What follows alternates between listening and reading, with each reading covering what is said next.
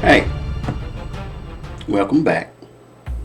If this is your first time joining me, welcome. Consider this part two of family. But before we get started, just remember, subscribe, hit the like button, and share me. Because look at me. There's a lot of me to go around. And I like to be shared. Consider this part two of family. And I thought it appropriate mostly because I don't think I covered enough in my last vlog on family. There's one key point that I really want to focus on. And this is my confession. This is confession time. And so, as many of you know, I have a very large family, mostly male. And growing up, we were very competitive. We don't like to admit it to each other, but we're sports oriented. Very much so. The question is often asked, how hard was it growing up in the shadows of older siblings? Where we all played football, basketball, baseball, ran track, and we were all blessed by the fact that we excelled differently in different sports and made our own memories. So now comes the confession. I don't ever remember telling any of my siblings, I love you. Sure, we hug it out and, after long separations and in parting the same. But I don't think I've ever looked at one of my siblings, looked them in the eye and said, I love you. You get that weird kind of lingering look where then it becomes very uncomfortable. Like they'll come back and ask, are you okay? Is there something wrong? So you kind of got to gauge yourself when it comes to stuff like that. But you shouldn't feel weird telling your siblings that you love them. The question I have is that bad of me that I've never actually don't remember telling any of my siblings how I feel about them, how much I love and care for them? You see, I've taken it for granted that they know how I feel and vice versa. So, when was the last time you told a family member that you loved them? Sure, you can tell them, hey, I wish you all the best and safe travels, but I love you. I don't love you because, I don't love you if, and I don't love you for. Just, I love you. I love you is the most powerful bonding 3 words in the human language because it infers so many things. Entire nations have been built and demolished on I love you. When was the last time you had a disagreement with one of your family members? And over time, you kind of push things aside, and after a while, it was okay and nothing else was said. So, try this little scenario out. You and a family member have a disagreement, and you stop speaking for, say, 19 years, 364 days. But on that 365th day, you made up your mind to forgive and forget. And you go to that family member to make your peace, only to find that they are no longer with us. They are gone from this world. Maybe it hasn't been that long. Maybe it's only been a year. Nope, still not there. What about, say, a week? Nope, still nope.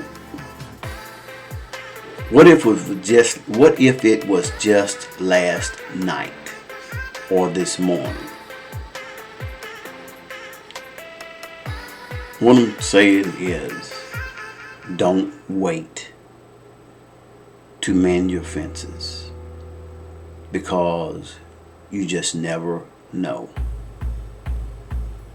You just never know. You know how they always say to a married couple, never go to bed angry. Work out your differences. That's what you should do with family members.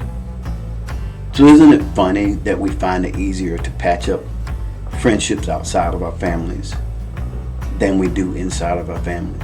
Why is that? Maybe we should treat family more like old friends. Maybe that'll make it easier. Or maybe it's because it cuts deeper when it's a family member that you're on the house with, because you feel like they know you so much better than anyone else. Who knows? I love all my family members the same. I love them differently because we interact differently. And there are a broad range of personalities within my family. And we figured it out. I don't think I made any of them mad lately. But the day is early. And well, I'm me.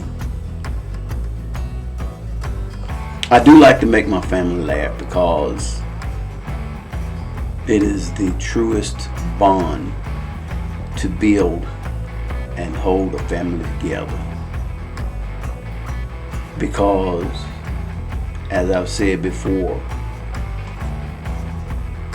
if you can make someone laugh, if you can find that point of laughter for that moment, and it may carry on, it stands a great possibility of carrying on, that you forget about everything else that's going on for just that moment. And then, in just that moment, there might be a moment of clarity where you can think through what your differences are and talk to one another like grown-ups. Every family out there has its trials that they have to figure out how to get through. For you to have children, they're gonna make you crazy. Nobody knows how to push your buttons better than someone that knows you the best, and usually that's family. If you have really close friends,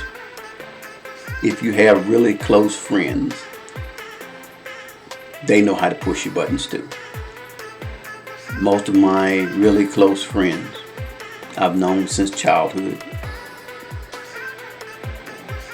And yes, they know how to push my buttons. See, the funny thing is, we can look at someone else's family and tell them exactly what's wrong with it, what's going wrong in your family. Then look at your own family and see and know that it is a complete train wreck, and see nothing wrong that you want to admit to. So, to my family, I know we're not perfect, but we are family, and I love you all.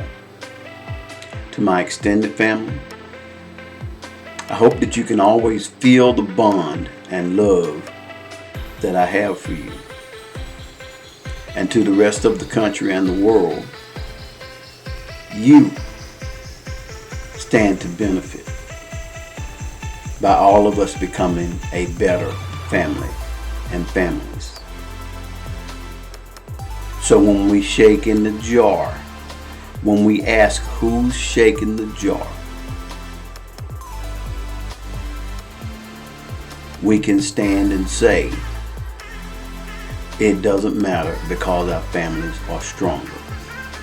And our families are the ones that benefit.